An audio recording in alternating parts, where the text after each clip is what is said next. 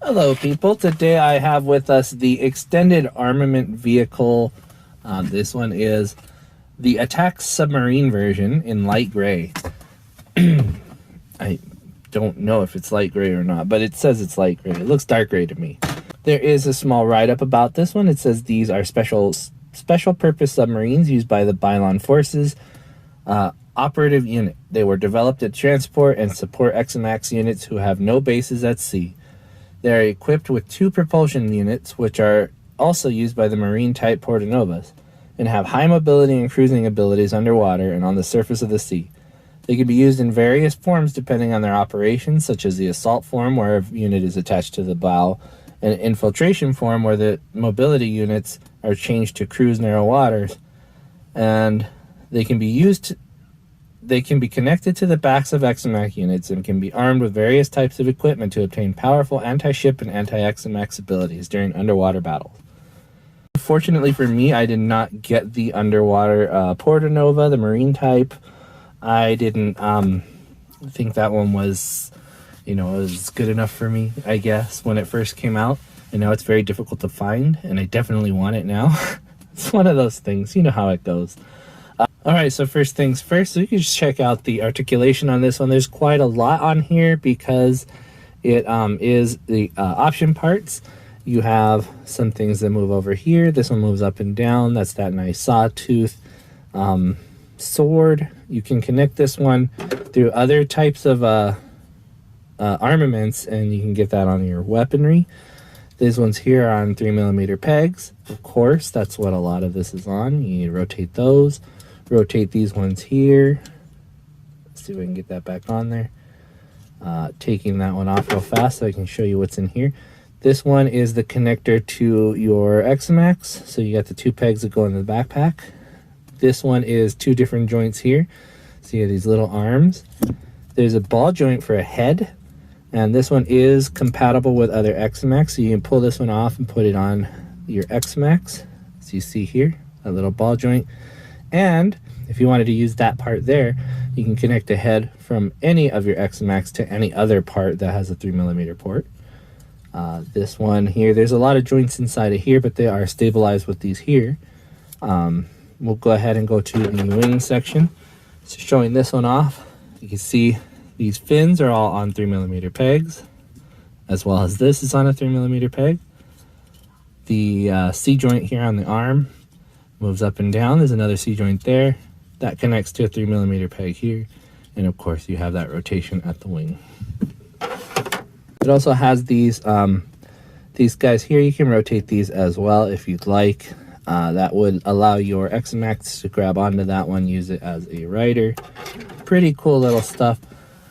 As you can see, this one's pretty floppy. It is an old kit. It was one of the first series, so it kind of wore in its box.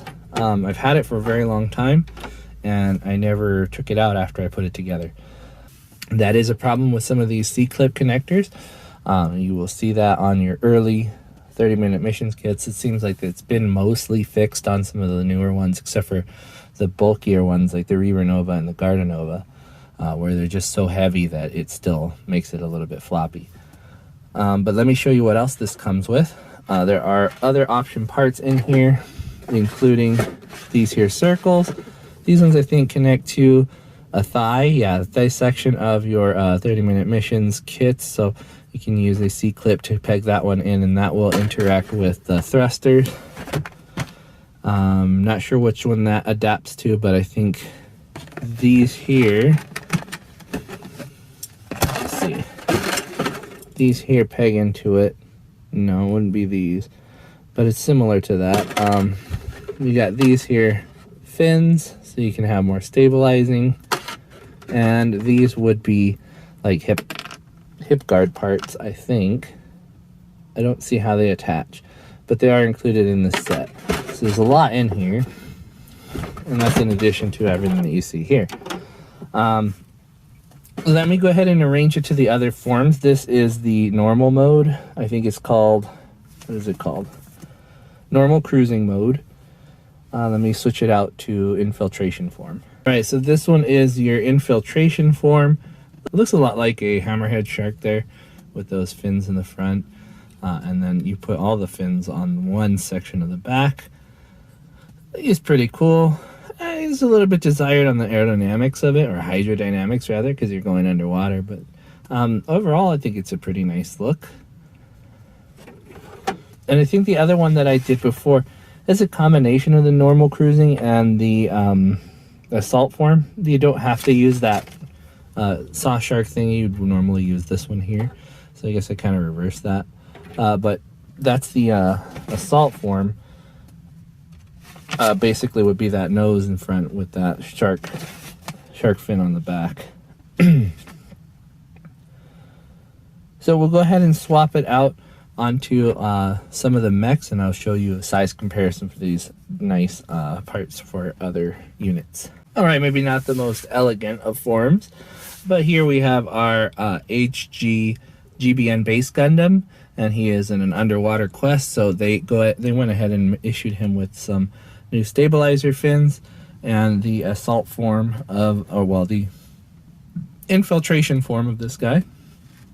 See, he's on his way to a mission underwater. One thing that he could have brought with him was the sword that came with this, but we'll leave him alone for that one. You see it's kind of separated from there, but it's not terrible bad. I think it looks pretty good. He does look a tad awkward on if he was to be walking, but I went ahead and added the hands underneath his little flaps there, so it looks like it's hanging on as well. But if you needed to take this Gundam on an underwater mission, it looks like he'd be ready.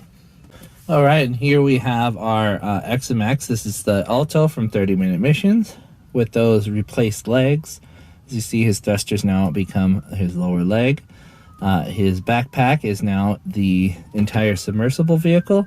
And again, like I did with the Gundam, the hands are kind of holding onto his hips, so he looks a little bit awkward. But that sword is plugged into his arm now. His arm's a little bit too floppy to hold it properly, so I just went ahead and hooked it into there, as opposed to him holding onto it with that handle. But you could do it on the other side and have him hold it with the opposite hand. But as you can see, Submarine scales pretty well with the XMAC. All right, and here is my Jinrai, which is a 1/100 scale frame arms kit by Kotobukiya. This one, obviously, it can't use the C-clip connectors that the 30-minute missions can, but all of the 3mm pegs can plug in, because that is what this frame is arranged around. So you get your big sword, you get the fins. You know, I can probably attach the backpack section on it if I'm careful. And then I swapped out his head. This is his normal head. It's a little bit bigger, but as you see, it doesn't look terrible with it. And the fins scale pretty well with it. You see behind, I put the fins on the back to act as thrusters. Let's see how it would work underwater.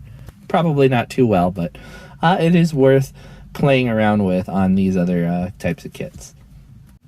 If you remember, the instructions actually mentioned it carrying the XMX, so maybe you can dock your vehicle onto it and let him pull that through the water. It's more than capable on the surface, it said. So it is here going to take Architect from the Frame Arms Girl series in roughly 1/12 scale to her battle. And if she pulls that one off there, you take this one off, and then she has a functional weapon as well. It looks pretty good with her on the back. You can see where it's a little bit floppy, and you know, the pressure of her weight is compressing it down. But it's not terrible, actually. I think it scales pretty well with her. All right, and here we have my Hexagear Governor in 1/24 scale. This is the Nero, the Knight type. As you can see, he can hold on to that quite well. Fits on there very well. I think it actually works better than the Frame Arms Girl, but I think even the 1/24 scale works really well with the 30-minute mission stuff. So with the 3mm ports, the pegs, the handholds being about the same size, it works exceptionally well. All right, and because there isn't really any compatibility with the Master Grade Gundams in 1/100 scale, like this Alex you see here, I went ahead and just posed it next to the same pose as it was in the last one. You can see the size difference, the size comparison here. It is quite large in terms of height or length. It is a nice style of what you'd say a support vehicle or something like that, if compared to the master grade sets here.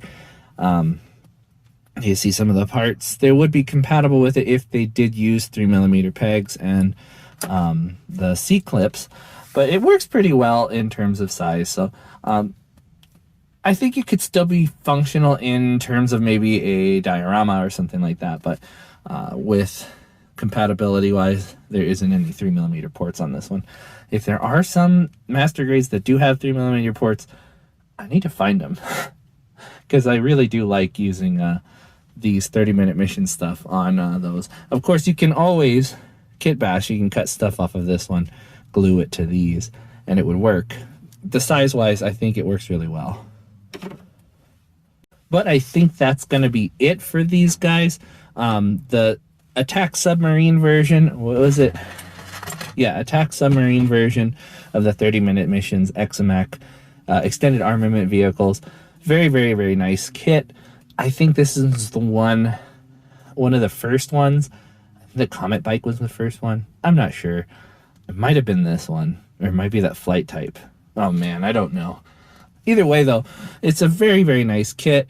Very varied in the parts that you're offered.